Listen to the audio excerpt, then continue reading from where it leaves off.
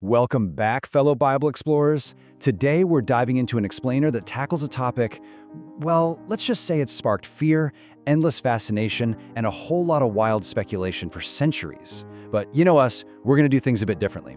We're stripping away the Hollywood fiction, ignoring those late-night internet conspiracies, and bypassing the sensationalized rumors. We want to uncover what the ancient biblical texts actually say. So let's jump right in. So what are we looking at? The central mystery of our textual investigation today is this: who or what exactly is the Antichrist? Is it a single person, a rogue political regime, or maybe a dark spiritual force? Grab your explorer hats, because we're looking way beyond the popular myths. We're heading straight back to the source material to see how this whole concept evolved and, more importantly, what it originally meant. Here is the map for our investigation today. First up, myths and realities. Second, the meaning of the word. Third, John's warnings. Fourth, the beast and the lawless one. And finally, number 5, why does this matter today? All right, Section 1, Myths and Realities. You know, when it comes to this topic, human imagination has literally run wild, completely untethered from the actual text.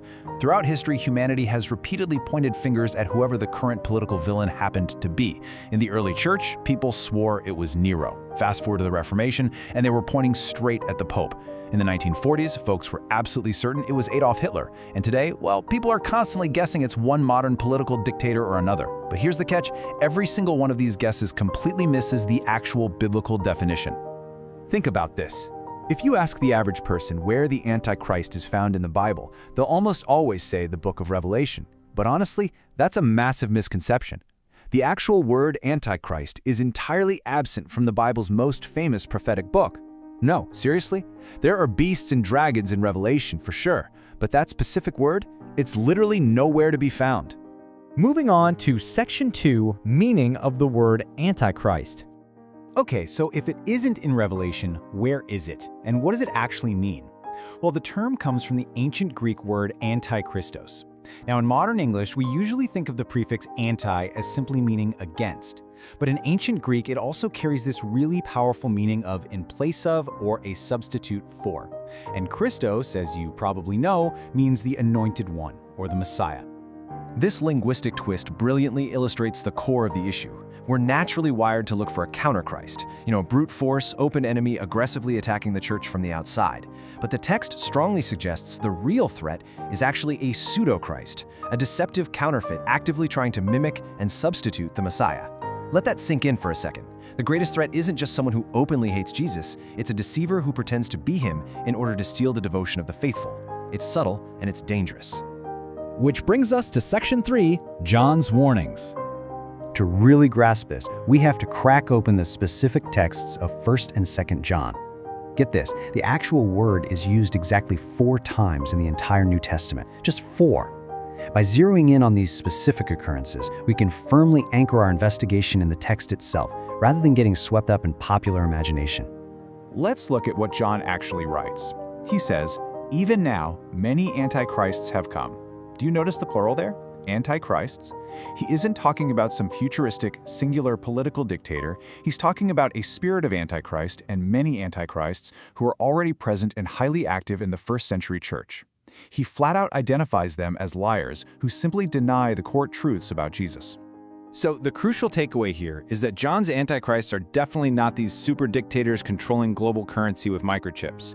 Instead, they are religious deceivers. And according to the text, they arise right from within the Christian community itself. They act as false teachers, they specifically deny the physical incarnation of Jesus, and they severely lack genuine godly love.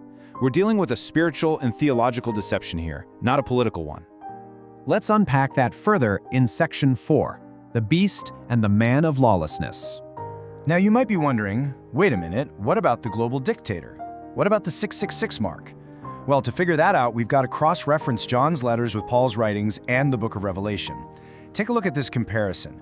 John talks about the Antichrist as false teachers, denying the incarnation, right? But then Paul talks about a singular man of lawlessness who exalts himself. And then John of Patmos, over in Revelation, describes a terrifying beast rising from the sea. So we have 3 highly distinct descriptions coming from 3 totally different biblical authors. Because of these differences, as Bible explorers, we run into 2 main perspectives held by theologians today: View 1 basically stitches all these texts together, claiming that the Antichrist, the man of lawlessness, and the beast are all the exact same final end times dictator. View 2, on the other hand, argues that they're distinct figures from different biblical traditions, and combining them into one giant movie script character actually ignores what each original author was trying to say. Now, we aren't here to declare which view is the absolute truth. We just want to show you exactly how these texts are debated today. Let's see how this all builds in Paul's specific timeline over in 2 Thessalonians. Paul describes an event where a mysterious restrainer is removed, which allows this man of lawlessness to finally be revealed. This figure sets himself up as God in the temple, using what Paul calls lying wonders. But Paul is also crystal clear on this point. This figure's reign is incredibly short-lived, inevitably ending in total destruction simply by the breath of Jesus' return. And then, of course, we have the book of Revelation. John of Patmos describes a wild vision of a beast rising out of the sea, empowered by a dragon that represents Satan. This beast performs its own lying wonders to deceive the earth and demands a mark of allegiance. Yep, the famous 666.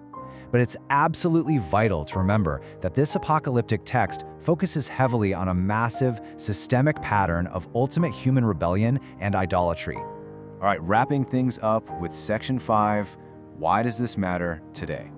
Look, all this apocalyptic imagery is undeniably fascinating, but let's bring it back down to earth.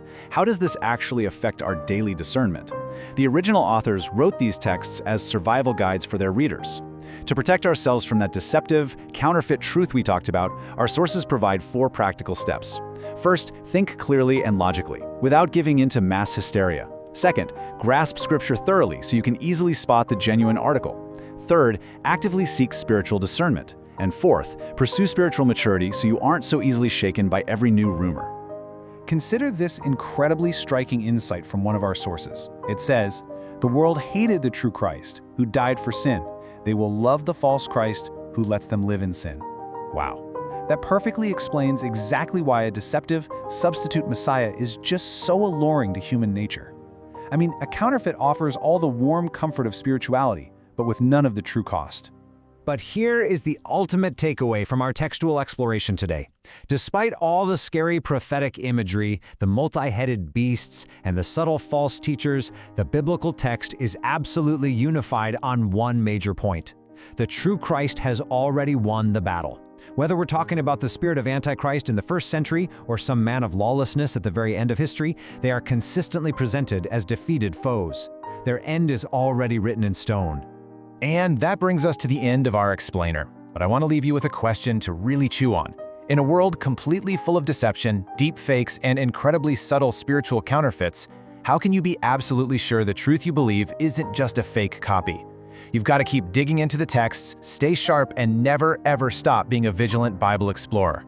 Thanks so much for joining me on this investigation. We'll see you next time.